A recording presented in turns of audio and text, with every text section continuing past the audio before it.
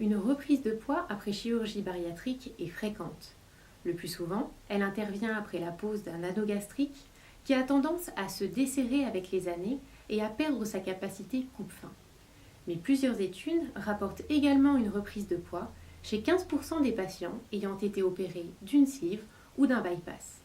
Aujourd'hui, je vous propose 3 conseils pour éviter l'échec de la reprise de poids après une opération de chirurgie bariatrique.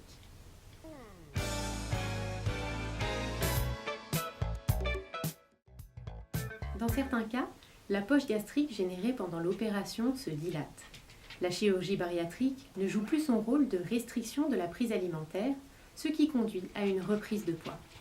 Dans ce cadre, le chirurgien peut être amené à retirer l'anneau gastrique et à réaliser un bypass ou à transformer une sleeve en bypass.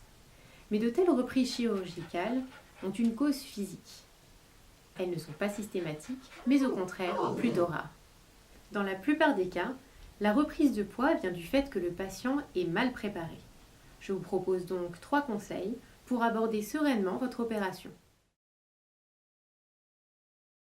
Il y a quelque chose qu'on repère qui apparaît non seulement dans la construction d'une demande d'opération, mais qui apparaît aussi dans la décision d'opérer de la part des soignants. Donc il y a des fantasmes qu'on retrouve à la fois chez les soignants et chez les soignés. C'est ce qu'on pourrait appeler des fantasmes de métamorphose. Alors très simplement, c'est quoi ? C'est la croyance que l'opération, en fait, ça fasse rupture avec l'état d'obésité. C'est-à-dire un patient, lorsqu'il demande une opération, ce qu'il attend, lui, c'est que ce qu'il y avait dans l'état d'obésité disparaisse et qu'après son opération, il devienne une autre personne, finalement tout soit résolu, que tous les problèmes soient réglés, et qu'il devienne mince, et que finalement tout soit réglé. C'est quasiment magique. L'opération, c'est déjà le résultat. Et on retrouve ça aussi chez les soignants, puisque notamment avec des personnes en très forte obésité, mais qui sont contre-indiquées par les psychologues ou par certains praticiens, ce qui est intéressant, c'est que s'ils ont des IMC trop élevés, souvent ces patients sont opérés, qu'importe l'évaluation psychologique qui a pu être faite avant, puisque justement les retentissements somatiques sont trop importants. Donc on attend, l'équipe à ce moment-là attend cette métamorphose, que ça fasse rupture, qu'il n'y ait plus de problèmes somatiques, qu'importe les évaluations négatives d'un point de vue psychologique. Le problème de tout ça, c'est que bien sûr, ça a des influences sur la prise en charge. Et le truc qui arrive systématiquement, c'est qu'après l'opération, après la perte de poids et au moment de la stabilisation, mais tous les fantasmes chutent.